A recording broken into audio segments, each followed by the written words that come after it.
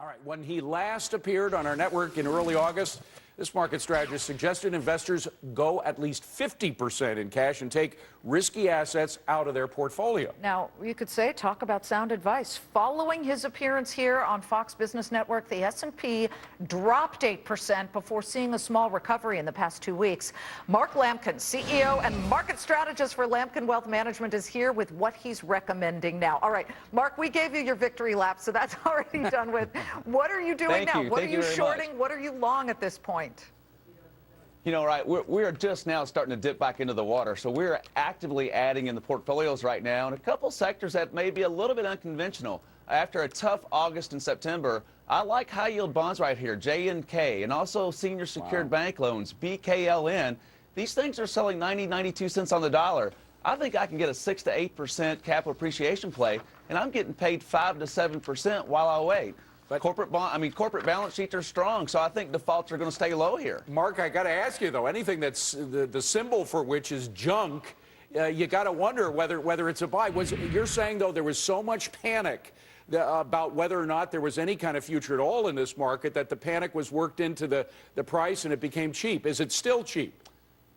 You know, I think one man's junk, another man's treasure. You've heard that for years, and I think it is cheap here. And I think it was more of a supply and demand imbalance, not interest rate fears or even as much recession fears as a technical imbalance. And that creates opportunity for investors. And I think this is a short-term great play for your viewers right now.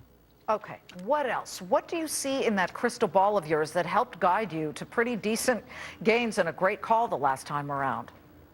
Well, I tell you, there's been a huge tug of war going on between record corporate earnings and a bad macroeconomic backdrop. And last time I was afraid of this European contagion and also this U.S. Super Committee. And when you looked at that could go really wrong. Can I interrupt you, Mark? I'm so sorry. We've got Alcoa earnings. We'll come back in a second. We do have Alcoa earnings, and let's get to it right now. Liz, they're reporting third quarter revenue of $6.4 billion. That's a beat. The estimate was $6.22 billion, but on the share, they're coming in at 15 cents per share, as opposed to what the estimate was of 22 cents. Also predicting that aluminum demand will grow 12% for all of 2011. We'll read more into this for you, but it looks like they're missing on earning per share, but beating on revenue. And we do have the shares down about 3%. Usually Alcoa sometimes halts its stock in advance of this. At the moment, it's at about $10.12 for the bid.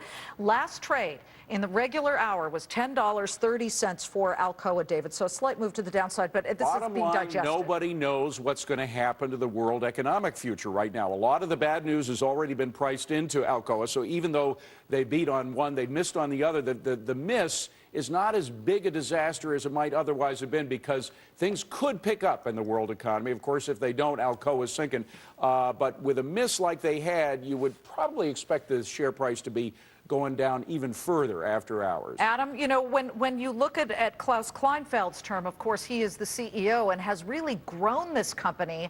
Obviously, it's still, if you look at the stock price, it was markedly higher 2 years ago. Well, you could argue a lot of that has happened to a lot of companies. Well, and Liz, one of the things they're talking about in this earnings report is that there is weakness in the European market. You know, they had projected last quarter that there would be a surge in aluminum sales because of aircraft and beverage cans, but they're citing Europe as basically the problem. We keep talking about Europe and the sovereign debt problem. They're talking about market weakness in Europe. Okay, and it is below $10 a share after hours. It closed the day at $10.30, now trading just below the $10 mark. So we're going to keep a close eye on it as it bounces around after hours. Thank you very much, Adam.